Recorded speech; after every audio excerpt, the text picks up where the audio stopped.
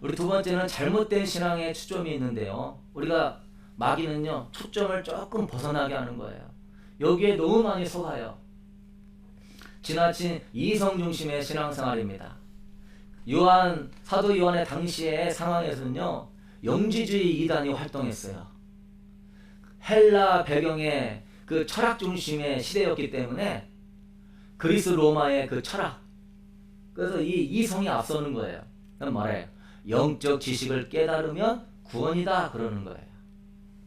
지식을 최고의 선으로 봤거든요. 근데 우리는 알았죠. 지식이 최고의 선이 아니라 그 율법의 지식을 통해서 우리는 어디로 나가야 된다? 주님과의 교제와 주님과의 깊은 친밀함으로 나가야 된다. 그런데 그들은 순서가 바뀌었죠. 그래서 요한이 권면하는 겁니다. 이 요한일서는 영지주의 이단들의 활동 때문에 힘들어하는 성도들에게 권면하는 거예요. 복음은 지식의 깨달음이 아니라 주님과의 사귐이다. 우리가 아버지와 아들로 사귐에 누리는 것처럼 너희도 우리 안에서 같이 사귐을 누리자 하는 것입니다. 요한일서 1장 3절에 우리가 보고 들은 바를 너희에게도 전함은 너희로 우리와 사귐이 있게 하려 함이니 우리의 사귐은 아버지와 그의 아들 예수 그리스도와 더불어 누림이라. 요한일서 제일 앞부분 서론에서 딱 이야기하는 거예요. 인사말 한 다음에 우리가 전하는 복음은 이것이다. 하나님과 우리가 사귐이 있듯이 너희들도 하나님 예수님과 더불어 이 사귐에 누리게 하기 위한 것이 무엇이다? 복음이다. 근데 구원파는 뭐라고 그랬죠? 당신 언제 구원받았나요? 몇 월 며칠 날? 그들은 지적인 깨달음의 빛을 발견하면 구원이라고 그러는 거예요. 단번 속죄를 통하여서 예수님의 피가 완전히 사하는구나. 믿으면 구원이구나. 그걸 깨달으면 구원받았다고 그러는 거예요. 지적인 깨달음으로 구원받습니까? 그걸 통하여서 우리가 예수를 만나야 죄사함 받고 진정으로 구원받게 되는 줄로 믿습니다. 근데 그들은요, 우리 많은 성도들이 구원파적인 복음을 붙들어요. 구원받으려면 예수님 믿어야 됩니다. 지식, 좋은 지식이에요. 따라하세요. 따라했습니다. 당신은 구원받았습니다. 그건 뭐죠? 그 중간에 성령께서 죄를 회개하는 역사와 예수 그리스도를 내 마음에 진정한 주로 모시는 이런 영적인 활동은 없는 거예요. 그냥 머리로 믿습니다. 따라하세요. 구원받습니다. 구원의 확신을 가지세요. 그래서 이 구원파적 복음이 너무 쉽고 간단하기 때문에 많이 미혹당하고 복음 제시가 이런 식으로 들어갑니다. 진지하게 예수님과 회개하면서 예수님을 만나는 경험에 들어갈 수 있도록 성령님을 초대하고 정말 회개하면서 그분을 찾는 것이 아니라 그냥 지식으로, 복음의 지식으로 끝나는 거예요. 그러다 보니까 주님과의 만남이 없죠. 만남이 없다 보니까 신앙생활이 어떻게 합니까? 주님과 교제가 불가능한 거예요. 왜? 지식으로 신앙생활을 하니까요. 그러니까 머리로 복음을 받아들였기 때문에 이 가슴은 예수가 없는 거예요.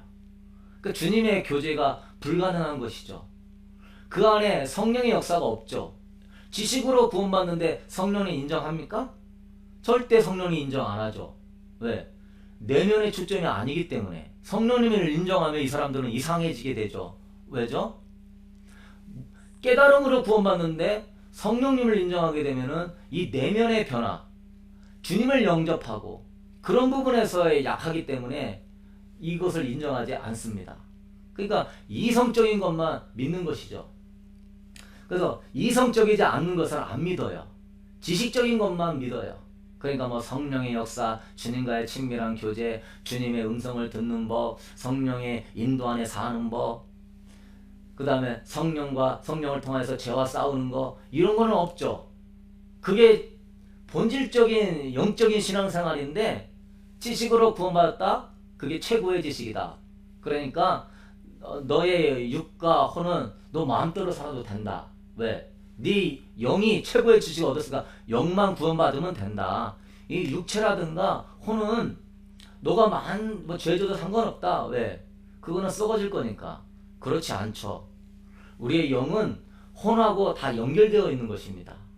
영혼이라고 하는 것이죠. 이 마음이라는 것은 혼이기도 하지만 영인 것입니다.